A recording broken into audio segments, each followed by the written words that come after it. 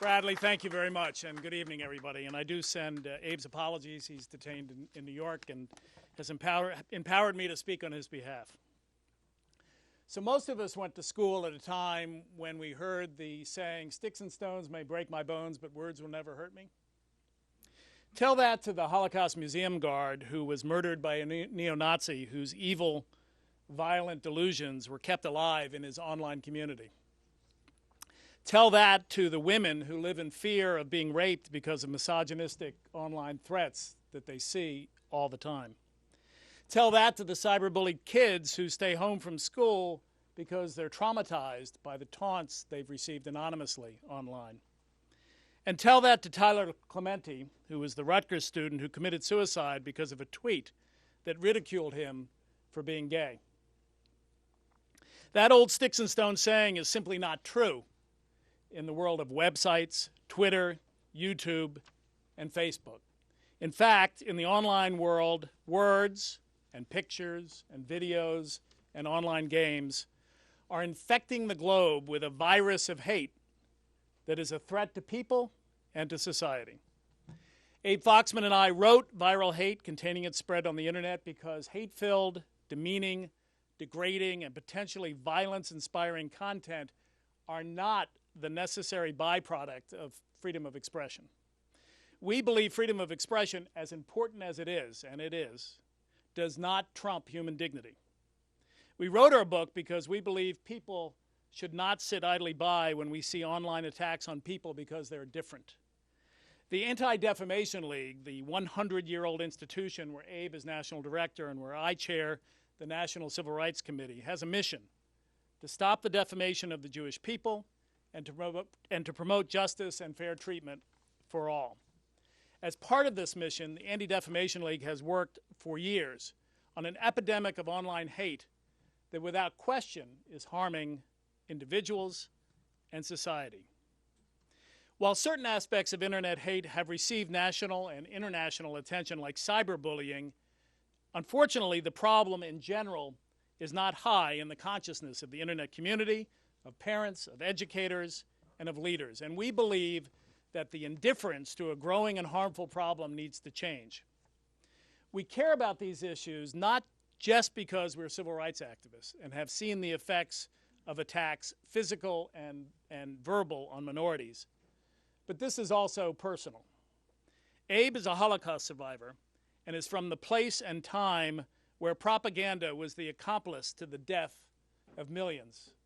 As Abe explains it, the Holocaust didn't begin with the ovens, it began with words.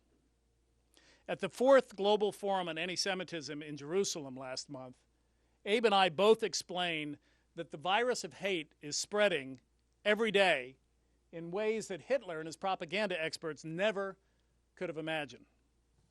Abe has been a towering figure in the fight against anti-Semitism and hate for decades, so his involvement in fighting online hate is a natural. And I am now an openly gay man, happily married. My husband is in the audience. But growing up, I endured the epithets and degrading comments that were widely socially acceptable. Hate speech on the internet covers a wide range of things, and as we explain in the book, the internet has become an organizing and communications tool for extremists on the right and on the left. You know, before the internet, such people would meet down dark alleys and exchange their propaganda in plain brown wrappers. And now, with the push of a button, click of a mouse, they reach billions in seconds. Sociologists that we quote in the book have concluded that online hate gives some people a sense that violence is not only possible for somebody to commit, but it's laudatory. Online communities of extremists and the proliferation of online hate says to them, you're not crazy, you're right. At the other end of the spectrum, but also disturbing, are the anti-Semitic, racist, homophobic, and other hate-filled rants some see in comment sections to mainstream news sites, often posted anonymously. During the Madoff affair, the Palm Beach Post had to close the comment section because the anti-Semitic comments about Jews and money were rampant. Earlier this week, I was on CNN, and CNN posted a clip of my appearance on YouTube. And the comments to that appearance kind of proves our point. For most of us, hate speech is the equivalent or at most is online pollution. But its common and ubiquitous appearance gives some the impression that the opinions expressed must be mainstream and acceptable. And we are especially worried about the impact of that on vulnerable children. From what we call cloaked websites, such as the one that purports to provide historical information on Dr. Martin Luther King, but that in fact contains racist lies, to online games celebrating attacks on minorities, and of course including cyberbullying, kids are at risk because of online hate. Vulnerable children believe what they read, and they are misled or worse. They are carefully taught to hate, in the words of that famous South Pacific song. Also disturbing is that many people react to the common appearance of online hate by treating it as the norm. So in Viral Hate, Abe and I do not just show how bad things are on the internet. We don't stop there. We try to explain how each of us can do something to stand up against internet hate, and our action plan is in our book. What we don't advocate, and this may be surprising coming from a lawyer, what we don't advocate is the use of the law to regulate speech. And that's not just because the First Amendment here in the United States puts strict limits on the regulation of speech, but we have found that even where laws are available to control speech, they are largely ineffective and often counterproductive. Look, we understand how in places like Germany it is literally unspeakable to deny the Holocaust that resulted in the murder of millions, and the important statement that the Holocaust denial laws there play. But as a tool to make a difference in the appearance of hate speech, it just doesn't work. And in fact, as we explain in the book, enforcement of laws against hate speech often makes the defendants martyrs among their followers, who then celebrate and republish the material all over the internet, often from the base of the United States where the First Amendment permits it. Moreover, the law really can't deal with the scale of internet hate. I've described it as like cockroaches in the kitchen, not that we have any in our house. But you might be able to target and take out one on the kitchen counter, but there are many more behind the wall that will be unaffected by isolated targeting. And the same is true with internet hate and the use of law to combat it. Consider these statistics. Every minute on the internet, there are 550 new websites. There are almost 300,000 tweets every minute.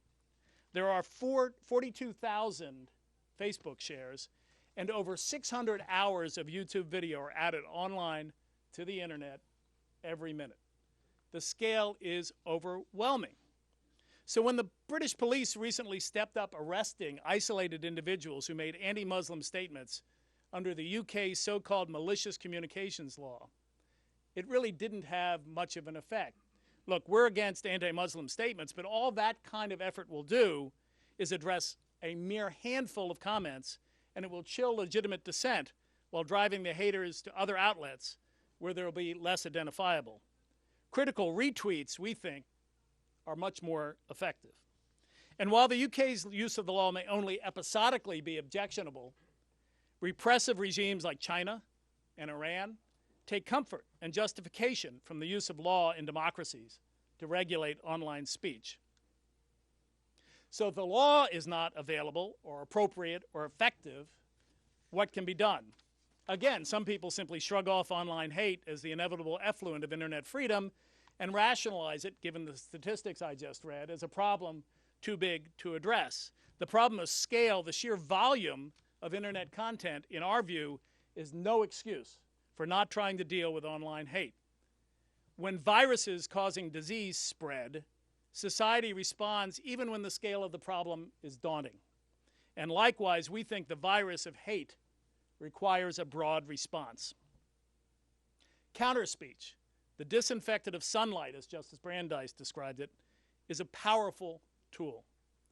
You may recall that during the last week of May, a coalition of women's advocates mounted a campaign against Facebook and advertisers on Facebook to protest the appearance of dreadful misogynistic content, pictures of beaten and bound women, calls for raping women, degrading slogans against women masquerading as humor, and other grossly offensive content. That campaign prompted Facebook immediately to admit that it needed to do more under its terms of service prohibiting hate speech, to police the anti-women and violence-inspiring content, and Facebook committed to do more. The women bringing the issues to Facebook's and the world's attention were